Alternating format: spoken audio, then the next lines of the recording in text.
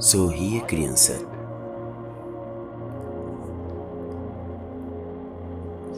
Diga X. Eu devo ter pego no sono.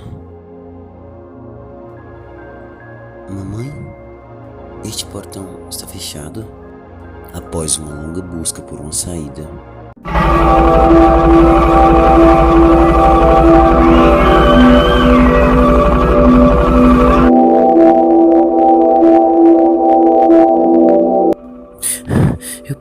Eu preciso me esconder.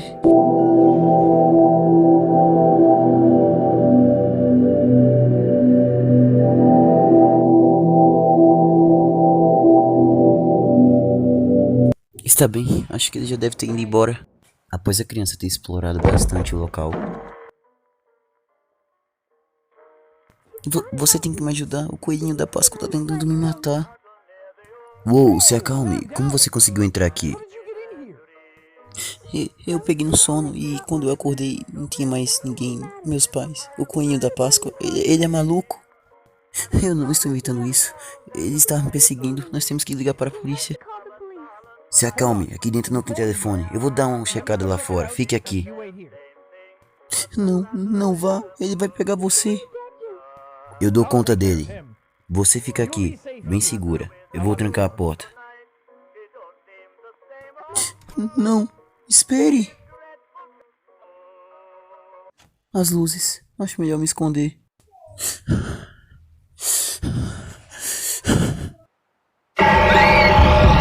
Murder House, jogo lançado pela Puppet Combo em 2020.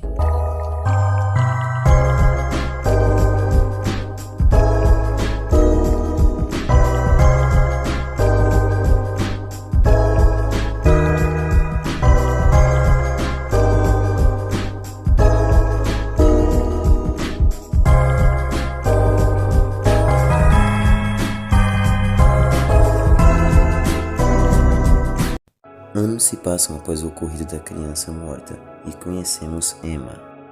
Ela é estagiária do grupo de notícias de Gary. Enfim, o Gary, ele falou, né, que deu $50 para simplesmente um cara aí, que é o dono da casa, deixar eles, né, gravarem uma reportagem, meio que isso, sobre... E essa casa era de ninguém mais, ninguém menos de Anthony Smith, que tipo era acusado de ser o assassino da Páscoa. Mas aparentemente Anthony Smith foi executado e pego em 1985. Pois é, já fazia um bom tempo que o incidente havia ocorrido. A equipe de Gary, sabendo disso, foi para a casa do assassino. Para quê? Para querer fazer meio que uma biografia do que ele era, do que ele fazia, como ele era, entendeu? Como ele vivia. Bizarro. É basicamente um documentário. Ao chegarem no local, mano, eles tentam encontrar o agente que, né, o Gary pagou os $50 pra deixar eles fazerem aquilo. Mas eles não conseguem achar. Eles tentam, mas não conseguem. Tipo, é um mistério, o cara sumiu. O curioso é que o carro dele tá ali, né, estacionado lá de fora da casa. Mas ok. Além de Gary e Emma, né, a equipe também conta, né, com o Tom e Dana, que é a apresentadora do negócio, do documentário. Enfim, sinceramente essas pessoas estão com cara que vão ser as vítimas, mas ok. E como eles não encontraram a gente pra abrir a porta, né, o Gary manda, né, a Emma, vai lá, menor, vai abrir a porta lá, arranjamos um jeito da gente entrar aí, porque a gente precisa desse money. Emma no início ela acha ruim, porque ela tá com o tendão estirado, então ela tá meio ferida, digamos assim. Mas enfim, nada que, né, não atrapalhe ela, mas mesmo assim incomoda um pouco. Dito e feito, ela consegue achar um meio de entrar na casa.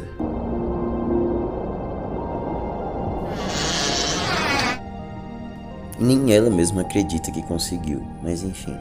Cara, a casa ela é muito estranha, ela tem um ambiente, né, como vocês podem ver, bem sombrio, né, bem, na minha opinião, Silent Hill também. Mas sério, bem estranho, muito estranho. Lá dentro, ela encontra uma carta de Jerry, que diz que alguém invadiu a casa e essa pessoa também roubou um fusível. Mas ele afirma que tem outro por ali, em algum lugar. Ele diz que deixou a porta da frente aberta, para caso você chegue e não consiga escutar. mas caso você entre, tem que gritar por ele. Pois é, e como vimos, a porta da frente não tá aberta coisa nenhuma, e o que deixa Emma muito preocupada com a carta. Enfim, Emma só ignora isso e abre a porta para seus amigos. Gary pergunta, né, se ela encontrou a gente, mas ela diz que a casa estava vazia e completamente isolada, sem ninguém por perto. Gary e Amanda pegam as bagagens para fazer, né, o documentário. No caso, pegar os equipamentos. Depois de terminar tudo isso, Gary ainda manda ela, né, ligar a energia, porque, como já falei antes, está sem um fusível. Então ela tem que arrumar alguma maneira de encontrar o outro. Após uma busca incessante pelo fusível, né, Emma consegue finalmente encontrar. Ela o coloca na caixa de fusíveis e assim a energia volta novamente. E agora a equipe começa o documentário finalmente.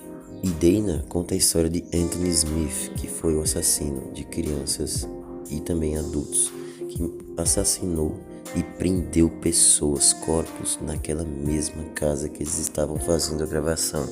E anos atrás ele foi executado na cadeira elétrica, e assim a casa ficou totalmente vazia, mas com um clima macabro.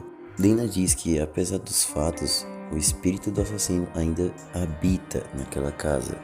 Ela conta que a maré de assassinatos começou em 1979, em março, para ser mais exato, onde as crianças poderiam tirar uma foto com o assassino, com o coelho da Páscoa. Pois é. E tudo isso acontecia num shopping. A mesma roupa que ele usava de coelho, ele usava para matar suas vítimas. Por isso, o nome Assassino da Páscoa. Ele foi preso e morto em 1985, como nós sabemos, mas até hoje não encontraram nenhum corpo. Randy Martinez, a única criança sobrevivente de uma de suas obras macabras, contou que ele soltava as crianças em uma espécie de estufa e colocava elas para caçar ovos na Páscoa, e enquanto isso ele corria atrás delas. Pois é, bem doentio.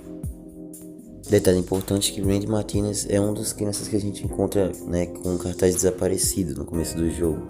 Então, né, provavelmente ela escapou e conseguiu dar evidências à polícia para capturar o assassino. Gary manda a Emma pedir umas pizzas, mas antes dela ir, ela explora um pouco a casa e acaba encontrando uma macabra cesta de Páscoa e outros utensílios que vão servir para a nossa sobrevivência. Durante a exploração, Emma fica alucinando vendo crianças correndo pela casa. Emma finalmente sai da casa e chega na van da emissora, mas infelizmente a van está totalmente destroçada. Quem faria algo tão cruel? Quem será? Felizmente ou infelizmente encontramos uma nota que diz talvez quem seja. Não há para onde ir agora, parece que estamos jogando um jogo. Você está caçando ovos e eu estou caçando você. Encontre todos e você poderá sair. Não os encontre e não poderá. Pois é, amigos, acho que estamos jogando um jogo. A questão aqui é, será que os rumores são verdadeiros? Será que o assassino está vivo? Ou será que é só o espírito de Anthony assombrando a casa? Saberemos ao decorrer do jogo. Emma sobe as escadas e consegue rapidamente avisar sua equipe sobre a carta e a van. Mas Gary infelizmente não acredita, fala que é uma pegadinha do agente da casa, que, né, sabemos que não é. E também diz que, né, a segunda opção pode ser também o Tom, que pode estar fazendo essa pegadinha, porque ele ainda não voltou do intervalo. Então Gary diz, né, pra Emma começar logo a gravação, para acabar aquilo de uma vez por todas. Mas Emma, né, fica muito, como posso dizer, abusada e fica reclamando, dizendo que tá com fome, que não vai gravar naquelas condições. Gary fica puto, né, e manda a Emma procurar Tom. E quando ela busca por ele, né, ela consegue encontrá-lo. E ele tá lá no porão encontrando uma chave, beleza? O Tom, ele se mostra, né, mais preocupado, mais nervoso do que a própria Emma. E disse, né, que acredita que algo de muito errado está acontecendo ali naquele local. E que talvez possa ter alguém ali com eles, alguém nas sombras. Tom também diz que todas as portas foram trancadas e não sabe por quem, e por isso ele estava procurando a chave. E ele a encontrou, mas não sabe para que fechadura serve. Então ele entrega a chave para Emma e diz que vai tentar encontrar outra maneira de sair daquele lugar. Em sua busca, ela encontra Dana, desesperada, correndo, pedindo por ajuda, e diz que alguém está atrás dela.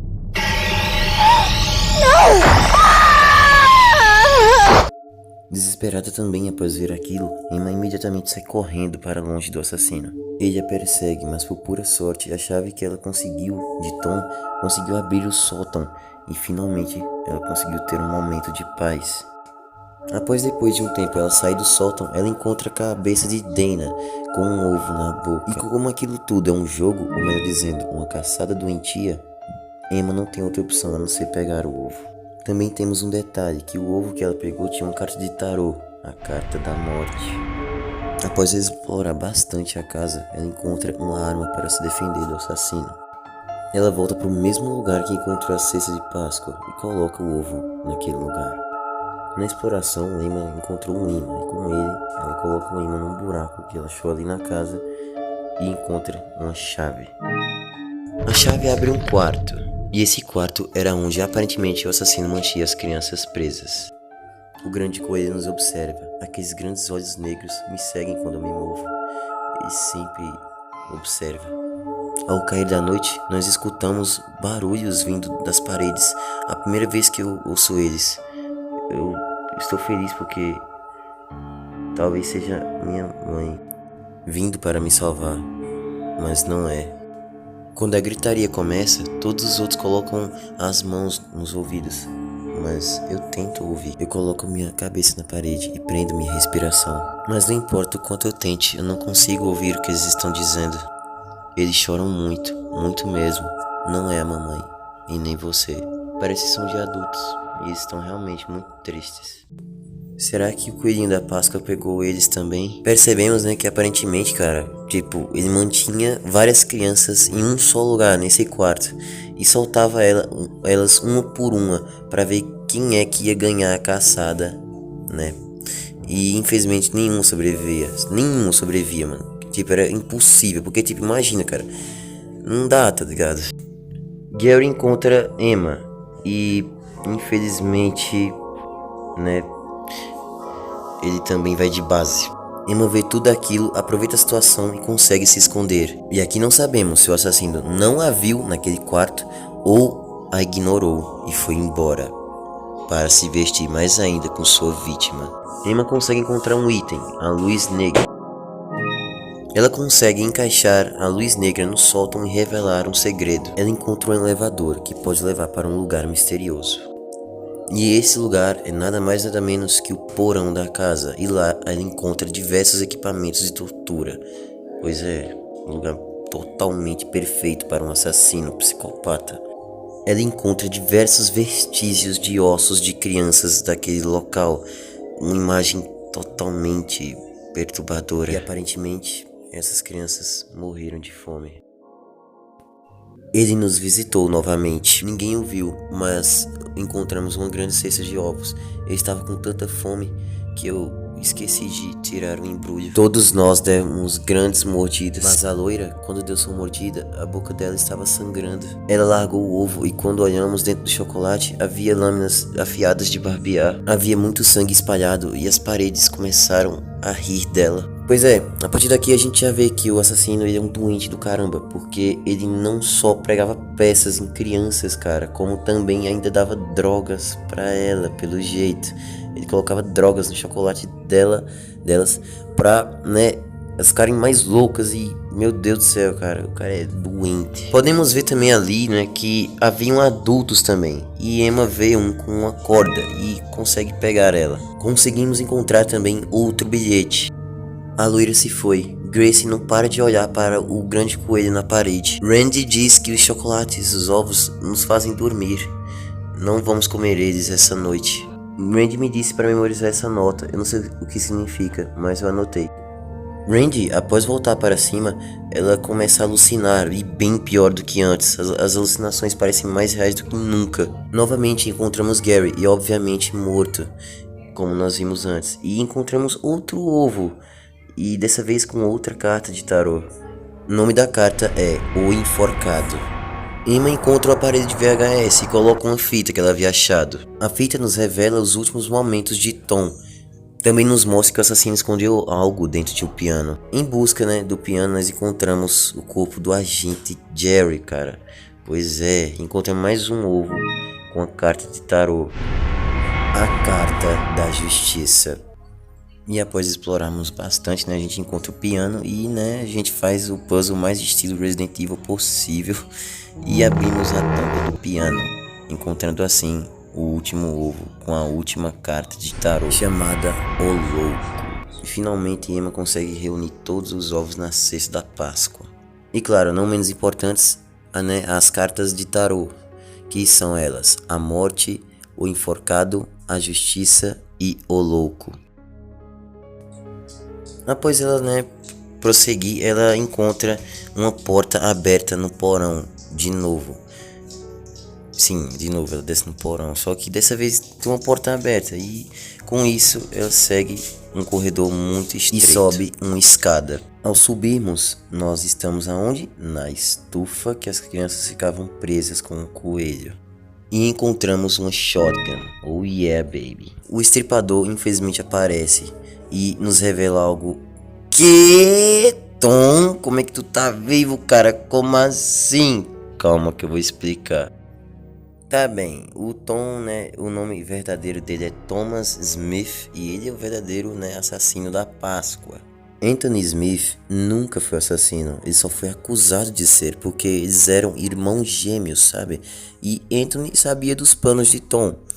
Então, cara, né, o meio que o Tom, aqui na nossa casa que a gente vai, na gravação, a gente vê o verdadeiro, né, o verdadeiro assassino matando o Anthony.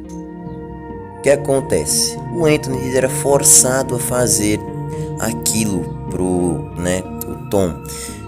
O cara era desgraçado, tipo, ameaçava ele, ó, seguinte, irmãozinho, tu só vai viver se tu fazer o que eu quiser, tá ligado? Aí é isso, deu no que deu. Aí, tipo, no final, né, o Anthony, ele não queria fazer mais aquilo, aí por isso que o Tom vai lá e manda o cara de base, olha que legal.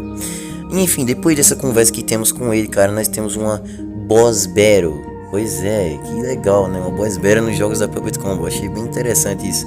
Acho que esse pá é um dos primeiros jogos que tem isso. Eu gostei muito disso. Aí, após a gente matar ele, né, corpos saem do chão. O que é isso, mano? São as crianças, as almas delas perturbadas e querendo vingança contra o seu assassino. Não vai deixar barato, entendeu? E, né, a gente consegue escapar da estufa e sai um brilho enorme daquela estufa, acabando assim Murder House.